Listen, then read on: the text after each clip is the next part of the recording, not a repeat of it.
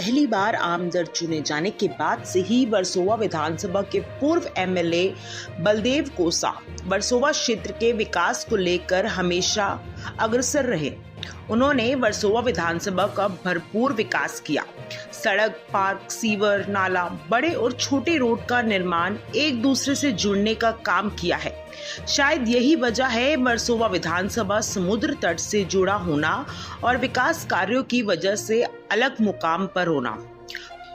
उन्होंने कांग्रेस में रहकर आम जनमानस की सेवा की। यही वजह है कि उनकी लोकप्रियता कभी भी कम नहीं हुई। आज भी लोगों के दिलों पर राज करते हैं। वर्सोवा विधानसभा में कुछ काम ऐसे भी हैं जो उनके कार्यकाल से रुका तो अधूरा ही पड़ा रहा। आपको बता दें, वर्सोवा विधानसभा के सभी छोटे छोटे जगह पर विकास कार्यों की बुनियाद रख उसे पूरा किया। ये तस्वीरें जो आप देख रहे हैं, ये तस्वीर वर्सोवा विधानसभा के चमचमाती और साफ सुथरा इसलिए है क्योंकि इसकी शुरुआत अच्छी तरह से बलदेव कोसा के द्वारा की गई। आपको बता दें, बेहद सरल स्वभाव, मधुर भाषी, समाज में एक दूसरे को जोड़ने का प्रयास करने वाले बलदेव कोसा जब आमदर हुए, विकास के कार्य इतने किए, उनका कार्यकाल इतना अच्छा रहा कि वर्सोवा की जनता उन्हें आज भी पसंद करती है। मुंबई कांग्रेस में बहुत ऐसे भी चेहरे हैं जो कांग्रेस से जुड़कर अपनी अपनी नेतागिरी चमका और एक के बाद एक कई पार्टियों का दामन पकड़ते गए, लेकिन बलदेव कोसा पक्के कांग्रेसी हैं और लगातार पार्टी में रहते हुए पार्टी वसूलों पर काम कर रहे हैं। शायद यही वजह है कि 2024 में एक बार फिर वर्सोवा की जनता उन्हें अपना आमदार के रूप में देखना चाहती है। बहुत सारे काम हैं जो उनके द्वारा किए गए हैं, जिसकी गिनती कर पाना मुश्किल है। आइए सुनते हैं बलदेव कोसा को कि वह क्या कुछ कह रहे हैं। वो किन शब्दों में आप शुभकामनाएं देना चाहेंगे? मैं सारे देश में ये चाहूँगा कि मेरे देश में हमेशा शांति रहे, कोई हमारी बहन विधवा ना हो, कोई हमारा बच्चा ऑर्फन ना हो, हम सब प्यार से रहें। हमारी माता रानी, हमारे खुदा, ईश्वर, लॉर्ड गॉड, मैं सबसे यही प्रार्थना हमेशा करता हूँ कि हमारा देश दिन दुगनी रात चौगुनी तरक्की करे। और सर, कितनी बार आप वर्सोवा के विधायक रहे, उस पर प्रकाश डालना चाहेंगे? विकास कार्यों में आपका कितना प्रतिभागिता रहा, कितना हिस्सा रहा, वो जानना चाहता हूँ।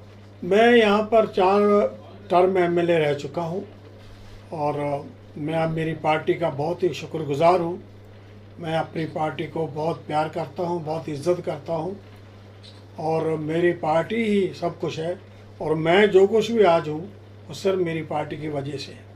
काम के बारे में मुझे सबसे जो बड़ा काम लगता है, जो ज़रूरी लगता है और जो मुझे बड़ा फ़ख्र महसूस होता है और मैं खुश नसीब हूँ, मैं धन्यवाद करता हूँ ऊपर वाले का, कि जो रोड अंधेरी ईस्ट को वेस्ट के साथ कनेक्ट करती है, जो लोखंडवाला सर्कल है वहाँ से रोड जाके ईस्ट में जाती है ब्रिज क्रॉस करके, वो रोड थी ही नहीं।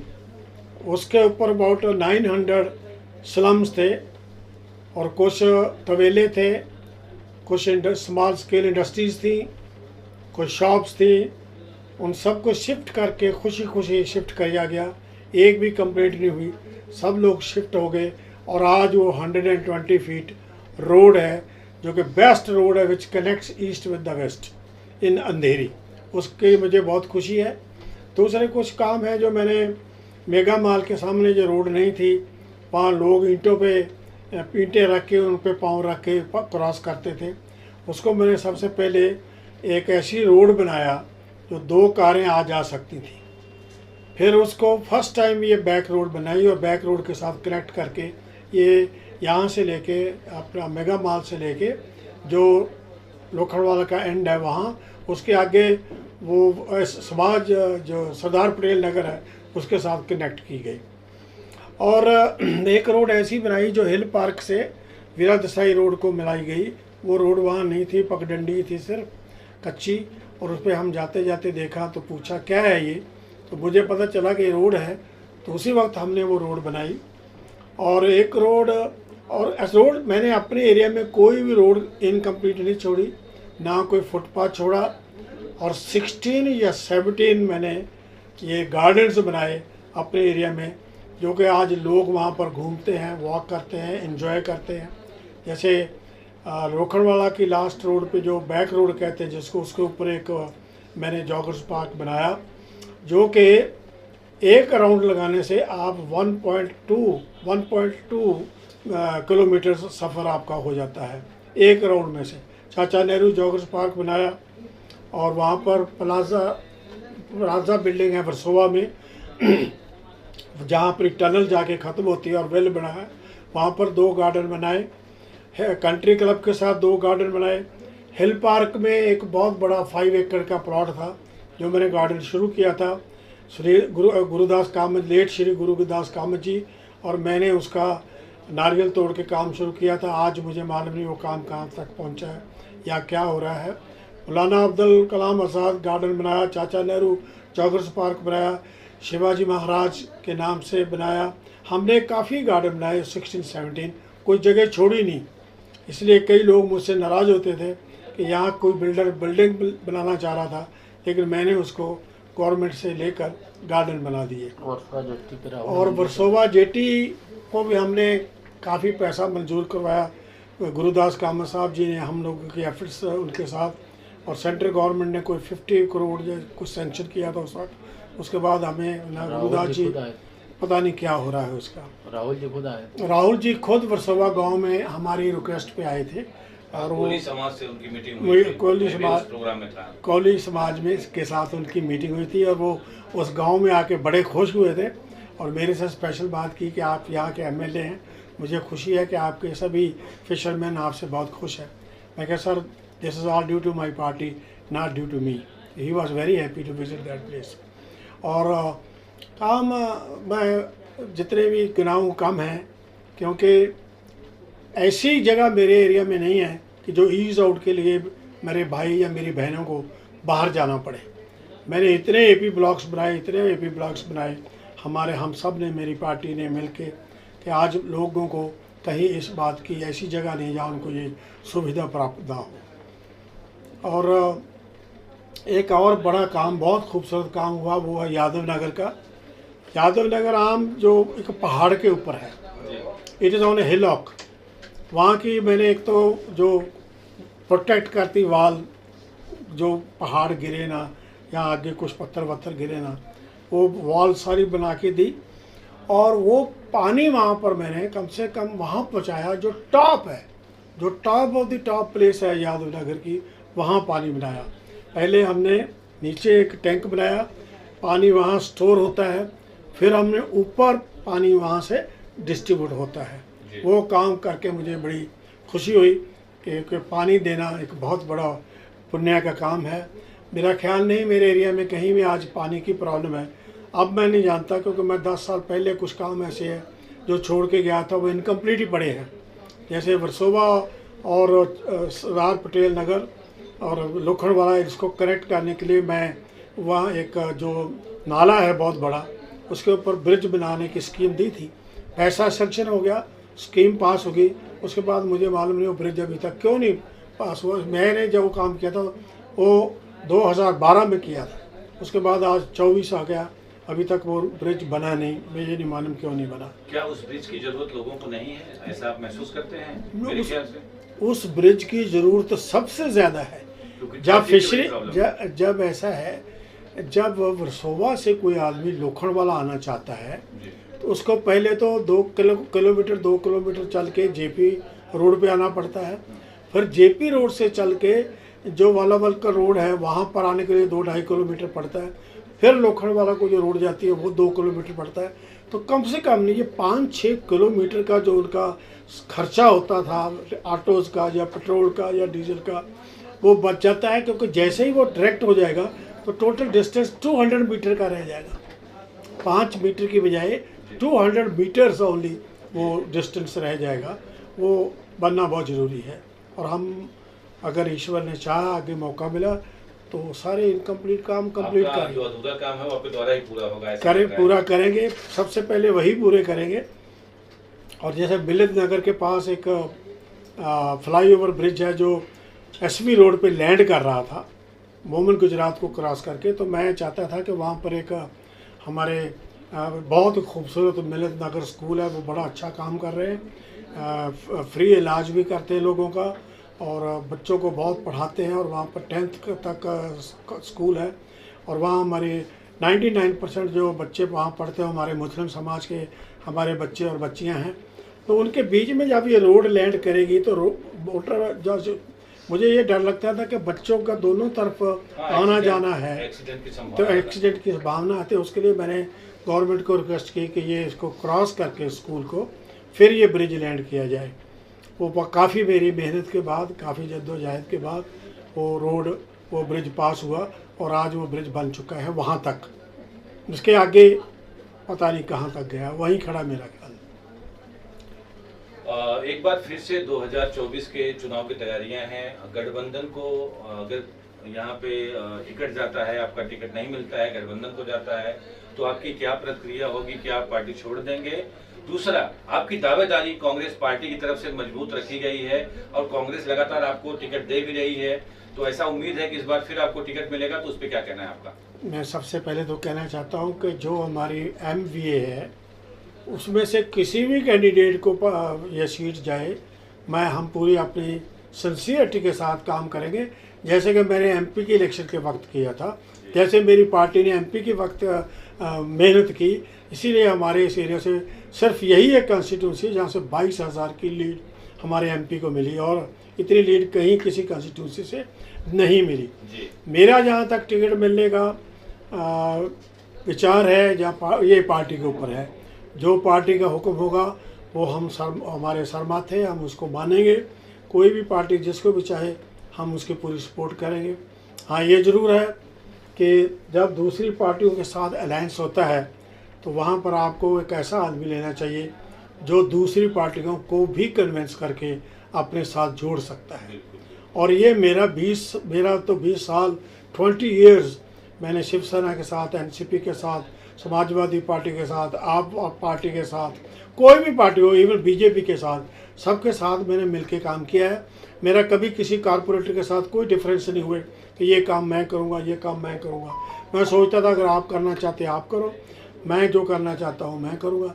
आपने भी पब्लिक की सेवा करनी है, मैंने भी पब्लिक की सेवा करनी है। हमारा जो गोल है वो सब सेम है। इसलिए मैं चाहूँगा कि ऐसा आदमी होना चाहिए जिसके पास एक्सपीरियंस हो और उन लोगों को कन्विंस करके अपने साथ लगा सके और उनको भरोसा हो कि हम जैसे आदमी की मदद कर रहे हैं, जो कांग्रेस की इलेक्शन लड़ रहा है उसकी हम जो मदद कर रहे हैं वो सही है। और ये सीट तो मुझे लगता है कि कांग्रेस को जाएगी, क्योंकि मैं यहाँ पर सेकंड था, कांग्रेस यहाँ पर सेकंड थी, फर्स्ट BJP थी। दूसरा सवाल मेरा सर ये है कि 20 साल लगभग 4 पंचवर्षीय योजना, मतलब 4 बार आप यहाँ पे विधायक रहे, तो दाग धब्बा या कोई भ्रष्टाचार का आरोप आप पर लगा? ये तो शुक्र है ऊपर वाले का कि ना तो आज तक मेरी किसी भी पुलिस स्टेशन में कोई कंप्लेंट है, ना मेरी पार्टी में मेरी किसी तरह की कोई कंप्लेंट है, ना मुझे चीफ मिनिस्टर ने या किसी भी मिनिस्टर ने बुला के कहा कि भाई साहब आपकी ये शिकायत आ रही है। ऐसा मेरे साथ कभी नहीं हुआ। मैंने अपनी ईमानदारी के साथ, हम्बल तरीके के साथ काम किया है, क्योंकि मैं कोई नया आदमी नहीं। मैं बहुत ही मेरे ग्रैंडफादर्स के भी जो है वो कांग्रेसमैन थे, मेरे फादर साहब भी कांग्रेसमैन थे, मैं पैदा ही कांग्रेस में हुआ हूँ और कांग्रेस हमारे ब्लड में है। इसलिए मेरी इस पार्टी को मैं कभी ज़िंदगी में कभी भी इस पार्टी को धोखा नहीं दे सकता और मैं इस पार्टी का हमेशा शुक्रगुजार हूँ कि जो आज पोजीशन, जो भी आज मैं इंजॉय कर रहा हूँ वो मेरी पार्टी की वजह से है। ईमानदारी का ये होता है कि हर इंसान कहता है मैं ईमानदार हूँ, पर बेटर ये है कि पीपल शुड से कि ये आदमी ईमानदार है या नहीं है। आप एक कॉर्नर से दूसरे कॉर्नर चले जाइए, दूसरे कॉर्नर से दूसरे कॉर्नर चले जाइए, आपको एक भी आदमी ऐसा नहीं मिलेगा कि बलदेव खोसा ने हमें परेशान किया या बलदेव खोसा ने हमसे तंग किया या बलदेव खोसा ने हमसे कोई चीज़ डिमांड की। क्योंकि मैं ये कहता हूँ जब मुझे मेरा ईश्वर बहुत कुछ दे रहा है तो मुझे किसी के आगे हाथ फैलाने की ज़रूरत नहीं है। खोसा साहब, चुनाव की क्या तैयारियां हैं आपकी तरफ से? एक बार फिर आपको पार्टी मौका दे रही है, तो कितना अपने आप को तैयार रखें? इस बार कांग्रेस के खाते में ये सीट जाएगा? आप ये कह रहे हैं कि ये सीट कांग्रेस आपको दे रही है, मेरे को तो अभी तक पता नहीं है। जो पार्टी हाईकमान जिसको देगी हम उनकी सपोर्ट करेंगे। और मैं ये जरूर कहना चाहता हूँ कि जब एनसीपी, शिवसेना और कांग्रेस इकट्ठी है तो ये पार्टी डेफिनेटली विनिंग पार्टी है। और जब कोई अगर समझो कांग्रेस में मुझे पार्टी हुक्म करती है यहाँ से लड़ने के लिए, तो मेरी प्रायोरिटी ये होगी कि मैं सबसे पहले यहाँ जो ट्रैफिक की बहुत बड़ी प्रॉब्लम है उसको हल करने की कोशिश करूँगा। मैं यहाँ पर क्योंकि शिफ्टिंग एरिया बहुत, most of the people Bombay की तरफ से यहाँ शिफ्ट हो रहे हैं, तो यहाँ स्कूलों की बहुत ज़रूरत है। जब नए नई सोसाइटीज़ बनती हैं तो वहाँ पर लाइन तो पानी की सप्लाई लाइन तो पुरानी होती है, बिल्डिंगें वहाँ और बहुत आ जाती हैं। तो मैं जो पानी की सप्लाई की लाइन्स है उनको बहुत ऐड करने की कोशिश करूँगा। और जो भी काम आज इनकम्प्लीट है या करने चाहिए वो हम जरूर पूरे करेंगे। और एक हमारे यहाँ पर लोखंडवाला में लास्ट रोड, बैक रोड के पास एक लेक है जो कि मीठे पानी की लेक है, मैं उसको बहुत डेवलप करना चाहूँगा। मैंने उसके ऊपर काम भी किया था 2012 में, और मैं उसको काम शुरू भी करने वाला था। मैं अगर मौका मिला तो करूँगा। वर्सोवा बहुत ही पॉश एरिया है, झोपड़पट्टी के लिए आपका क्या प्लान है? कैसे यहाँ से झोपड़पट्टी कम हो, झोपड़ी के रहवासी हैं वो बिल्डिंग तक कैसे पहुँच पाए, इसके लिए क्या प्लान किया? हमारे काफ़ी प्लॉट्स ऐसे हैं जहाँ पर स्लम्स एरिया है जो SRA प्रोजेक्ट हो रहे हैं। इस वक्त मेरा जो सबसे बड़ा स्लम एरिया है वो है सागर कुटीर, और वो वैसे भी समंदर के किनारे में बैठे हैं। मैं हमेशा डरता रहता हूँ, ईश्वर ना करे, खुदा ना करे, मेरा भगवान ऐसा ना करे कि वहाँ कोई प्रॉब्लम आए। हमेशा वो लोग खुश रहें और सही सलामत रहें। पर मैं सबसे पहले चाहूँगा कि वो जो प्रोजेक्ट है उसको लेके SRA उस प्रोजेक्ट को कंप्लीट किया जाए और उनको झोंपड़ियों से निकाल के बिल्डिंगों में शिफ्ट किया जाए। ये मेरी प्रायोरिटी रहेगी वहाँ पर, अगर मुझे ये मौका मिलता है तो।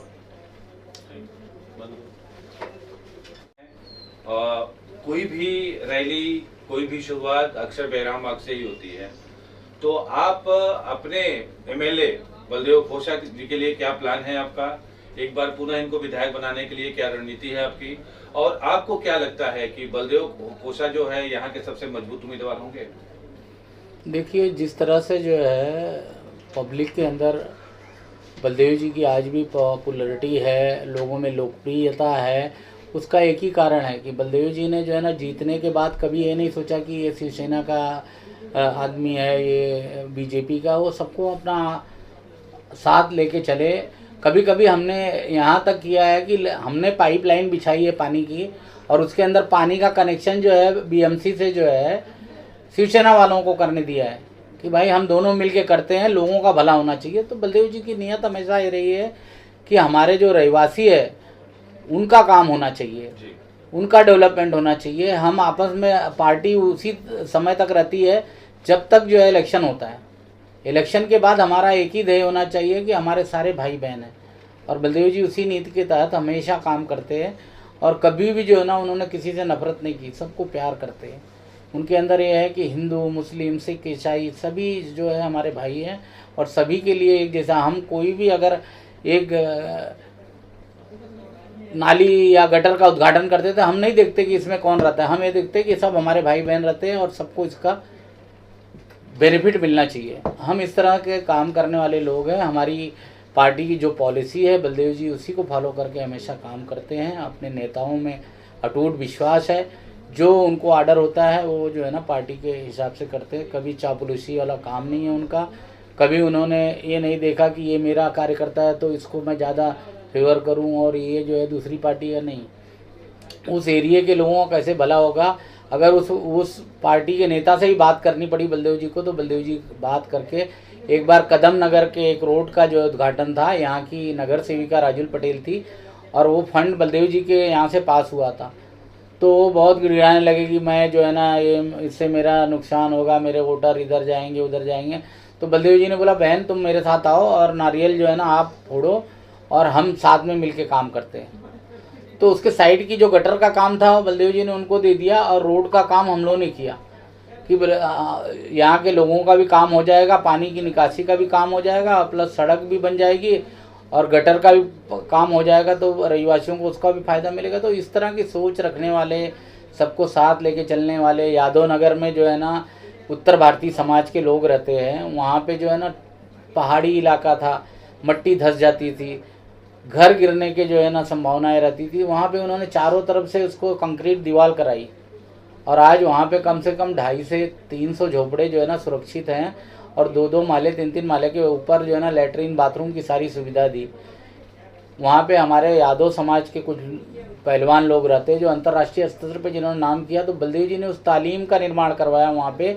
उसमें उन्होंने जो है पानी की सुविधा कराई, पानी नहीं था तो उसको पानी का कनेक्शन करवाया। वहाँ पे उनके लिए मिट्टी, जो लाल मिट्टी होती है, वो उपलब्ध कराई, चारों तरफ से दीवार बनाई। तो बलदेव जी खेल कूद के लिए जो है गार्डन जो 17-18 इन्होंने इस इलाके में बना दिया है।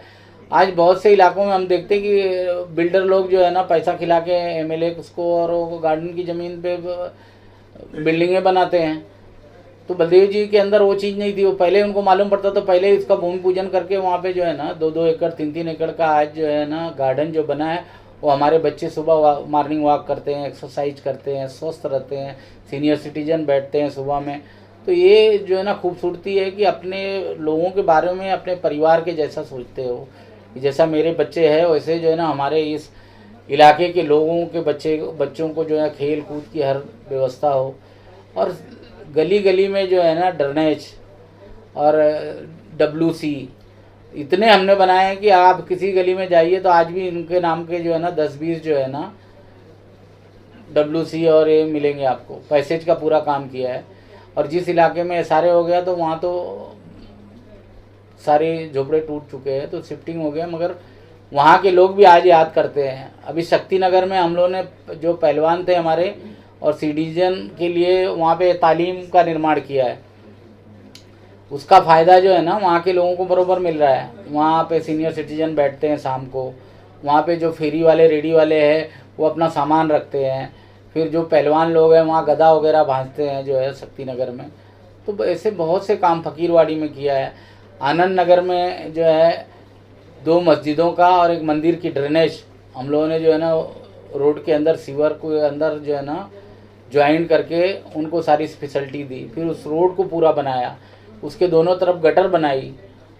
तो जितना काम हुआ, जितनी वहाँ पे इतनी ज़्यादा कंसंट्रेट था कि गटर जो है ना दिखती नहीं थी, पाइप लाइनें इतनी ज़्यादा थी, तो उसको हम लोग ना ब्लॉक बना के लोखंड का उसको वो करके फिर कंक्रीट करके फिर हमने वो गटर खोल के फिर वहाँ से जो पक्की गटरें बना के लोगों को पानी निकलने का साधन, जो भी जितनी भी काम हुए BMC चाल में हुआ, हर स्लम एरिया में किया है।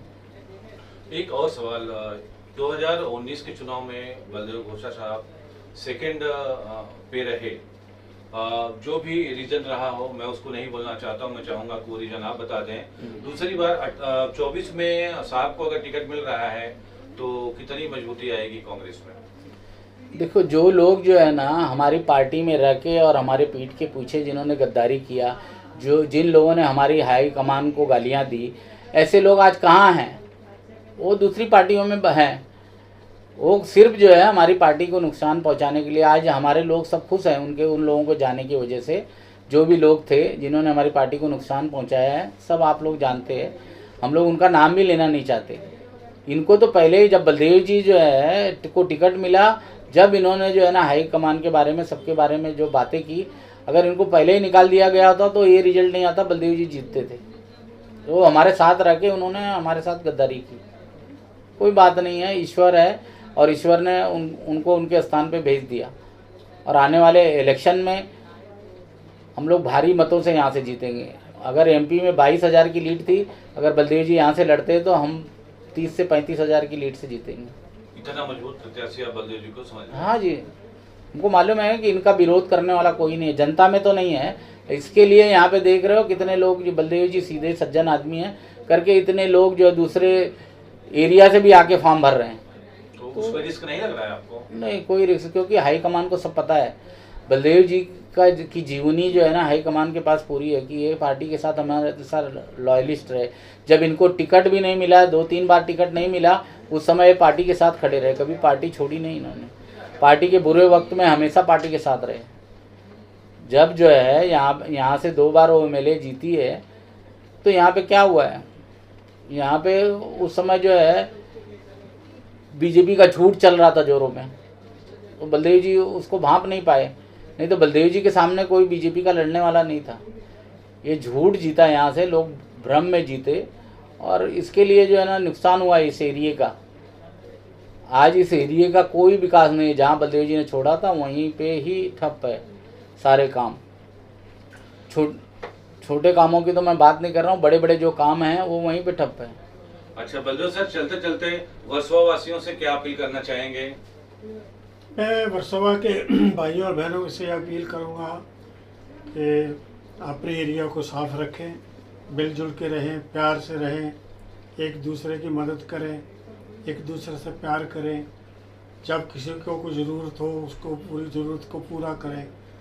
और मैं यही चाहता हूँ कि आगे आने वाली इलेक्शन में ऐसा इंसान चुने जो को ऑनेस्ट इंसान हो, जो ग्रुपिज़म में बिलीव नहीं करता हो, जो सबको लेके चलने वाला इंसान हो, जो सबको मोहब्बत करने वाला इंसान हो, और जो लोगों को जोड़ने वाला हो, कि लोगों को लड़ाने वाला ना हो।